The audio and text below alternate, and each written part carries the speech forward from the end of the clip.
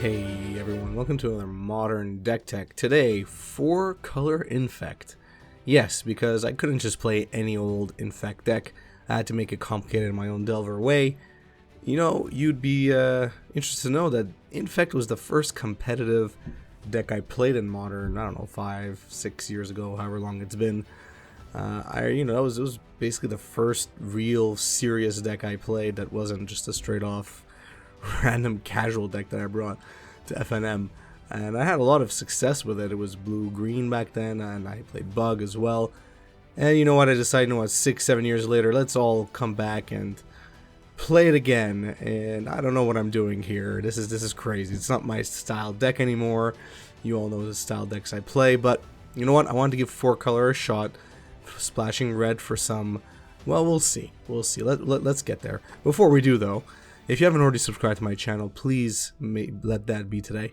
Hit that red subscribe button down below. It really goes a long way. It might just be another number, but it also takes into account. The YouTube algorithm also takes it into account. Helps others find my channel. So yeah, that one click really goes a long way. So thank you for that. So let's take a look at the core. The core is like your typical Bug Infect list, and that would be the creatures. So you have your Glistener Elf, Blighted Agent, and Plague Stinger. In the meta that we have today, I mean, listen, we'll get to that in the matchups. There's a lot of removal. There are also a lot of creatures you have to deal with. So Blighted Agent and Plague Stinger, are going to be playing a pretty big role in the evasion game, trying to get around all the little Ragavans and whatever that you're still facing on the ground by being either unblockable or just flying. So those are your main, creatures. Listener Elf is just there. It's just kind of like your last resort creature, and that was always really the case. Although there are some cards in here that give it Trample, or Double Strike, or just being unblockable, so that helps. But your main two are Blighted Agent and Plague Stinger. So let's just get to the pump, which is essentially the entire deck that isn't lands or creatures. 4 Blossoming Defense, 4 Snakeskin Veil, 3 Vines of the Vast Wood. So already here you see we have like 11 cards that are more or less focused on protecting your creatures. Yes, ideally they give your creatures some, power-ups, either permanent or temporary, which is important, but that protection angle is also really important because you are facing a lot of removal in Modern now, which is why Infect has really gone down, to the side. Really, a lot of people don't want to have to deal with the downsides of dealing with all the removal, though I had a lot of fun and success with this deck, which is why I'm even deck teching in the first place. But yeah, at least 11 spells, and these are numbers that I had to play with as I was playing and brewing and adjusting. Then we have Scale Up. I'm actually not playing any Become Immense, so the list did start with Become Immense, and you know what? Sometimes it's just too slow for this current meta. So Become Immense was just like not worth it. Scale Up just made a lot more sense, even though it's sorcery speed and all that. It's okay. Scale Up does a decent job. You're never gonna overload it, not that you really need it anyway. But just one green sorcery speed becomes a 6/4 base is perfectly fine, and can end games right there. Might of Old Krosa, playing 4 of those, and that's gonna be really enough for all your pump spells. Honestly, we're also playing Distortion Strike, which gives your creatures +1/+1 to end of turn, and they can't be blocked this turn, which is very useful if all you have is Glistener Elf, and it has Rebound, so it's going to come back next turn as well, so you basically get it twice, which is always a nice bonus. And then, the only reason we're even splashing red here, apart from some sideboard options, is Assault Strobe and Temur Battle Rage. So Assault Strobe, 1 red sorcery, target creature gains Double Strike until end of turn, that's it, just Double Strike. So essentially Double Strike means first strike and then regular strike, right? So if you were dealing with creatures, you could kill them in the first strike, and then the second strike goes right to your opponent.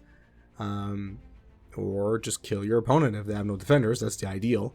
So you get like a 5/5 creature with Double Strike, all of a sudden your opponent's dead. So Assault Strobe is always nice, it's cheap. Temur Battle Rage, ideally with the Ferocious trigger, but let's say you didn't, well then it's just kind of a worse Assault Strobe. Target creature gains Double Strike in a turn, but the idea here is get your creature to 4 power, then cast Temur Battle Rage, because then it gets Trample under to end of turn, and that really helps with dealing with blockers or whatever, because it means some of your Infect damage is still going to get through and potentially kill your opponent. So these are really the only two reasons I went 4 color as opposed to just playing bug. I think it's worth it. There are some sideboard options as well. And of course, if you really want to pick this deck up, which, you know, I recommend you at least you give it a shot, you know, you can always try some other red spells as well. But I think these two are really the go-tos in terms of pumping up your creatures and ending the game as quickly as possible, which is really what you want. The lands, well, I mean, nothing crazy here. Is pretty typical. We're playing a lot of shocks, obviously, because we are trying to cover 4 colors. You want to make sure you have all the colors you need at all times. Your main colors are blue, green, and black being the, you know, the secondary main color. But blue, green are really the ones you want to secure early on. And black and, blue, green, and black, red. Got confused here. I forgot there's 4 colors. Red is like your kind of like really optional. So when you're fetching in the first few turns, if you don't have a red spell in hand, don't necessarily worry about securing a red source right away. You know, worry about securing whatever colors you need right now to end the game. And of course, Inkmoth Nexus, that's not going anywhere. You're always going to play 4 of those, because it's essentially another creature. It's another flying creature, so that kind of gives you a lot of, I don't know, backups in this world of a lot of removal. Your creatures are going to be dying, so you want as many in your deck as possible, which is why I think if you are going to be playing Infect, you want to be playing at least the bug Infect. Sideboard. So, Fatal Push, if you are playing a lot, you know, an aggro deck, or a deck that has just a lot of creatures that you have to deal with, Fatal Push will help you get rid of them. Flusterstorm for all those Cascade decks, or any deck really that you think Flusterstorm could be useful in, including potentially counter, you know, permission decks. Alpine Moon, if you think you're going to be going a long game, or you want to target Urza's Saga, not Urza's Destiny. Urza's Saga, whatever it is, Alpine Moon's an option there. Endurance, if you're playing as graveyard strategies and want just another creature, potentially to block a flyer, like Murktide Regent. Kitchen Finks for life gain. If you're dealing with burn decks, you might actually need a couple of extra turns to live. Kitchen Finks would help you out there. Mystical Dispute, if you're playing against permission decks mostly. This is where it's going to come in handy. And Force of Vigor to deal with artifacts and enchantments. It's really your go-to. You have plenty of green in your deck, so it's going to be really easy to cast that spell. Alright. So the matchups. Let's get rid of combo here. I mean, arguably Infect is a combo deck. Some will argue that it's just kind of like an aggro or hypo aggro deck, which I think is also legitimate, you know, legitimate label of it. But I always saw it as a combo deck in many ways. When you're playing against other combo decks, you're basically in a race. So you want to beat them basically before they beat you, and ideally you're playing against, I don't know, creature-based combo. Non-creature-based combo, where you don't have to deal with too many, you know, blocks on the ground, and you can just finish out the game as soon as possible. That's really what you want. Hopefully that's what you come across. In those instances, you're going to be okay against combo decks.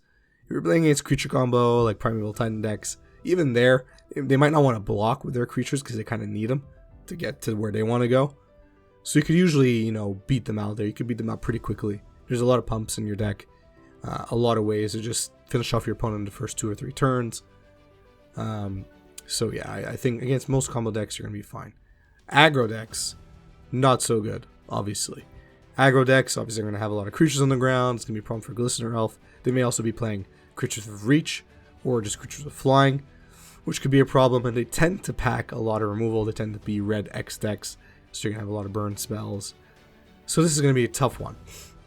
You might want to bring in Kitchen Finks from your sideboard here, Fatal Push, to help clear the ground, keep you alive for a few extra turns, so you can, you know, get in the necessary points and win the game. That's really how it's going to be, but it's going to be tough, and that's always been true for Infect decks against aggro, or other aggro decks, depending on how you label Infect.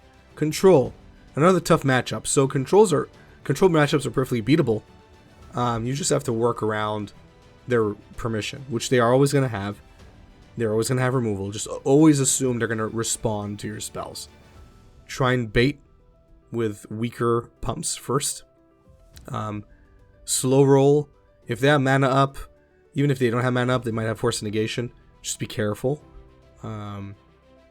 They are controlled, so they're going for the longer game anyway. So don't be in a necessary rush to beat them right away, and keep yourself open. If you want to keep a mana up because you want to be able to protect your creature on the other end because you won't be able to finish off your opponent this turn, do it. And you can beat them out that way. It's just going to take wits and a bit of luck, and you can beat your control decks. But obviously, permission control decks, they're always going to be a tough matchup. Mid-range, I feel like all these matchups are tough in some one way or another. Mid-range, yeah, that's going to be your worst, I feel. Really going to be your worst. Not only do they have a lot of discard, they have a lot of removal, and they also have a lot of creatures on the ground that could just end the game.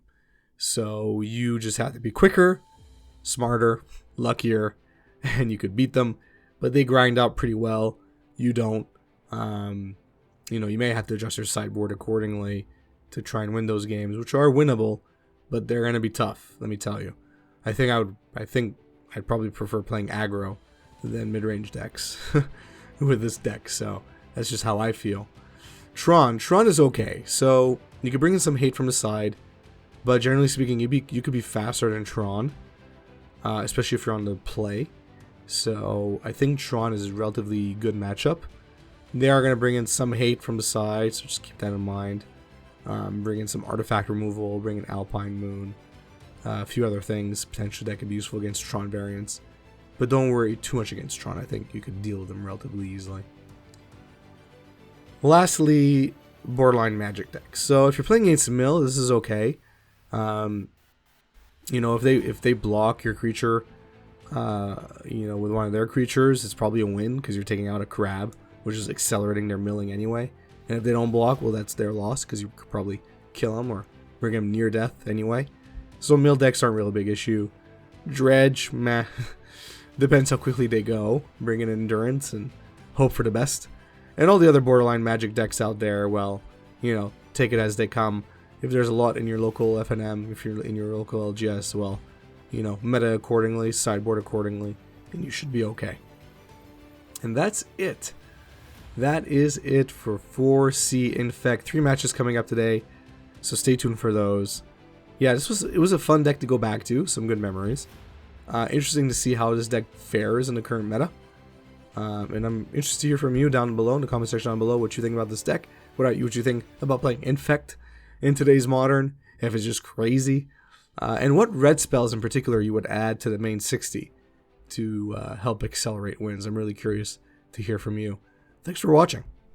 If you enjoyed this video, please give it a thumbs up. If you enjoy my content in general, please subscribe and hit that notification bell.